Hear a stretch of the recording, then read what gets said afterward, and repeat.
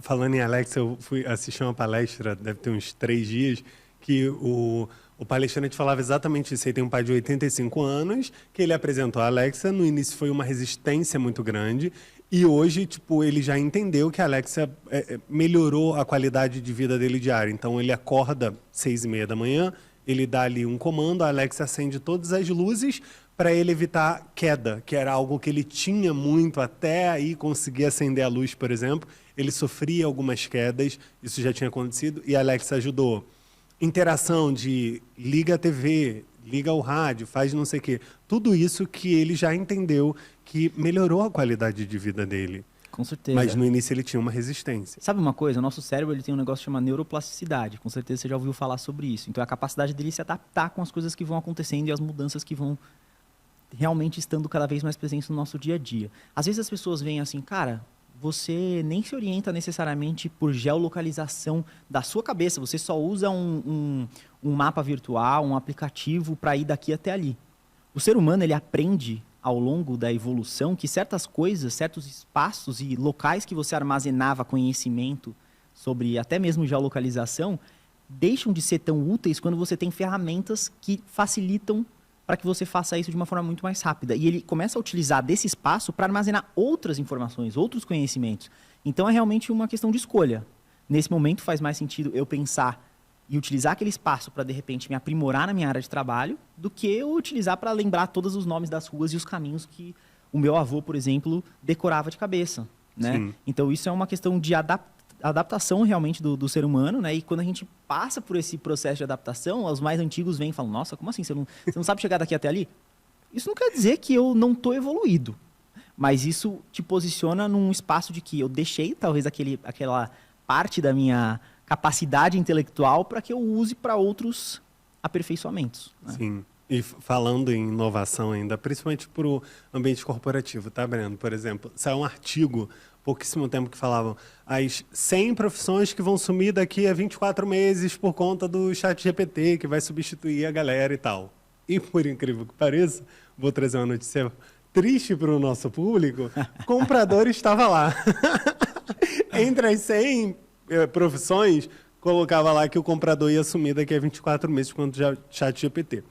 O que eu acho muito difícil, porque eu acho que o que o comprador sofre, o ChatGPT não vai querer fazer. Então, eu acho difícil. Mas ainda tem essa resistência, principalmente quando eu olho pelo ambiente corporativo, né? Poxa, mais uma tecnologia, mais uma inteligência artificial, para que isso? Qual seria seu conselho, assim, para os profissionais, tá? Que estão aí lidando diariamente com a entrada da tecnologia dentro dos ambientes corporativos das empresas e ainda tem essa resistência por, muitas vezes, medo de perder espaço? Eu acho que, acima de tudo, a gente tem que ter calma. Parece muito simples falar isso, generalista, mas de entender que essas ferramentas, essas inovações, a gente pode falar dessa maneira, elas podem vir a agregar, elas podem te deixar mais eficiente.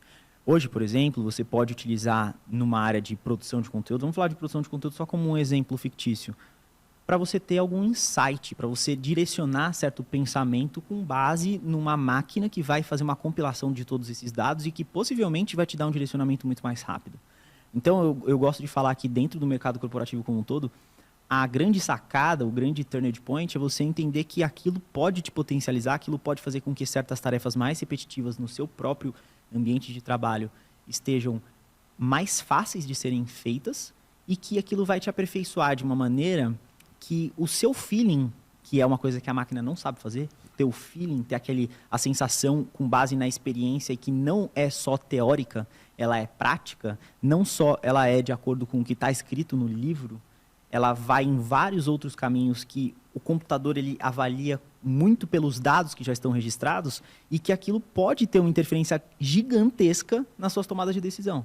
Até mesmo em qual fornecedor que eu vou comprar, de qual que é a melhor matriz, qual que já me deu BO no passado, mas de repente eu tenho um networking mais forte com aquelas pessoas, então possivelmente eles não vão me frustrar com aquilo, não vão gerar algum outro tipo de problema por conta dessa interação que pode ser não efetiva. Então é justamente isso, é você entender que existe espaço para você continuar fazendo o que você faz, sim, e com um complemento de melhora de performance e entendendo que sim, o ser humano ele tem essa capacidade de compilar tudo isso de uma forma intelectualmente diferente de uma máquina. Isso não vai acontecer de forma alguma para um robô. Então, fiquem tranquilos. A gente está falando com um especialista e ele está te garantindo que você não vai ser substituído pelo robô, meu amigo. Tá tudo bem, fica tranquilo. Eu acho que essa é uma ideia muito, primeiro, negacionista e muito de autodestruição. Se a gente for pensar assim, o robô vai dominar o mundo, o robô vai dominar as pessoas. E quando eu falo sobre essas coisas que parecem muito óbvias, às vezes, quando a gente entende